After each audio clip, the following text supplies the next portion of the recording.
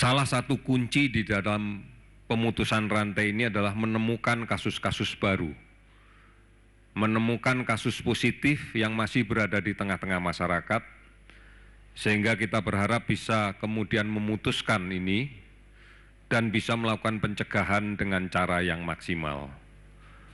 Oleh karena itu, maka kita akan memperbanyak lagi fasilitas penguji untuk pemeriksaan COVID-19 ini. Seperti kita pahami, sekarang sudah ada 48 laboratorium yang beroperasi, tentunya dengan kapasitas masing-masing. Dan kita akan menambah lagi dengan kemudian mengaktifkan beberapa alat diagnostik yang semula kita pakai untuk pemeriksaan TBC, ternyata secara teknologi bisa dikonversi untuk digunakan melaksanakan pemeriksaan COVID-19. Ini cukup banyak jumlahnya dan tersebar di seluruh wilayah tanah air. Namun masih diperlukan beberapa konversi dari mesin dan kemudian beberapa setting. Kita akan bekerja 300.000 APD yang kita distribusikan ke seluruh wilayah untuk digunakan oleh para tenaga kesehatan yang menangani kasus COVID ini. Ini menjadi bagian yang penting karena kita tahu hanya dengan alat perlindungan diri yang benar, yang terstandar, maka tenaga kesehatan bisa melaksanakan kegiatannya dengan baik. Beberapa yang sudah kita distribusikan diantaranya adalah bahwa di Provinsi DKI, untuk seluruh jajaran rumah sakit yang memberikan layanan di Provinsi DKI, telah kita kirimkan dan telah diterima tambahan lagi sebanyak 85.000 unit APD. Ini jumlah yang belum mencukupi jika dihadapkan pada perkembangan kasus yang nanti akan terus berjalan. Oleh karena itu kami akan senantiasa untuk mencari APD ini dan mendistribusikan kembali. DKI telah menerima 85.000 unit, kemudian Jawa Barat dan seluruh jajaran rumah sakit yang ada di Jawa Barat sudah kita kirimkan 55.000, kemudian Jawa Tengah 20.000, Jawa Timur 25.000, DIY 10.000, Bali 12.500, kemudian Banten 10.000. Di luar Jawa Bali kita sudah distribusikan juga lebih dari 5.000 untuk masing-masing provinsi. Angka ini tentunya bukan angka yang kita anggap cukup dan berhenti sampai di sini, karena terus kita akan mengirimkan lebih lanjut. Kemudian kita secara terus-menerus tiap hari berkoordinasi dengan seluruh rumah sakit rujukan yang disiapkan, seluruh rumah sakit rujukan pemerintah daerah, TNI, Polri, BUMN, swasta, dan seterusnya. Kita sudah menyiapkan lebih dari 4.000 kamar untuk kita siapkan di dalam rangka menghadapi wabah pandemi COVID-19 ini. Rumah sakit darurat juga sudah dibangun dan sudah dioperasionalkan, diantaranya Wisma Atlet yang kita siapkan dengan kapasitas sekitar 3.000 tempat tidur.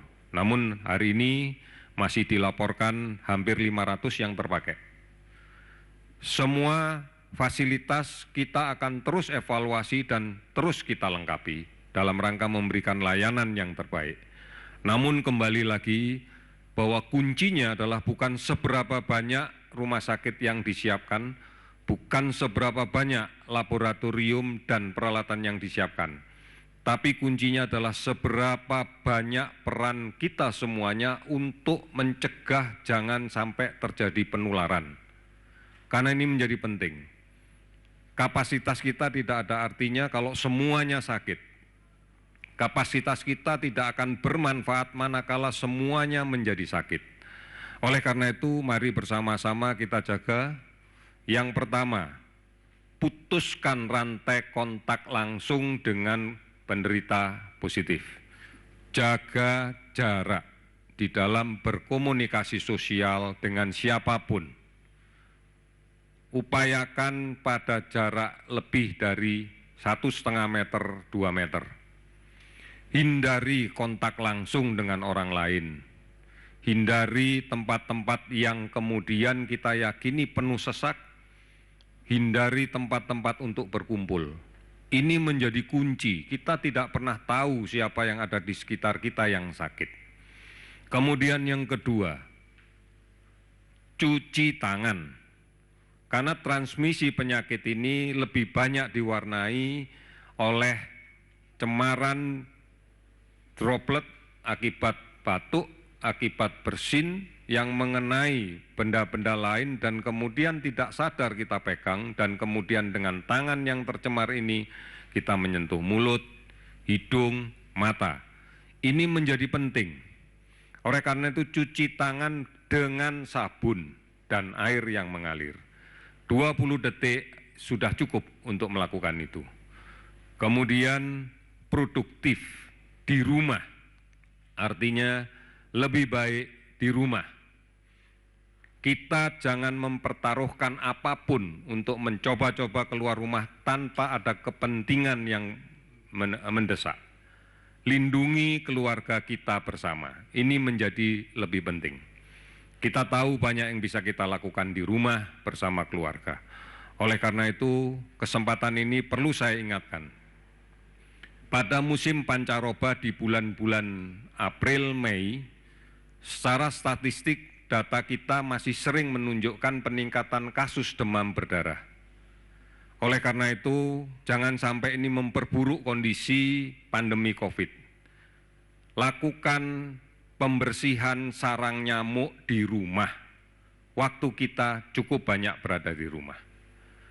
Oleh karena itu, saudara-saudara sekalian, ikuti terus perkembangan penyakit ini. Silahkan melihat di covid19.go.id, call center 119 117, atau hubungi Halo Kemkes di 1500567, dan juga di banyak sekali aplikasi online yang bisa kita baca bersama. Sekali lagi, ini cara yang terbaik kalau kita akan memutuskan rantai penularan. Berikutnya akan saya sampaikan update data dari layanan rawatan rumah sakit untuk penderita COVID-19 yang sudah terkonfirmasi positif melalui pemeriksaan laboratorium. Pada hari ini bertambah 196 orang, sehingga jumlah positif menjadi 1.986. Jumlah kasus yang sembuh meningkat 22 orang, sehingga total menjadi 134 orang.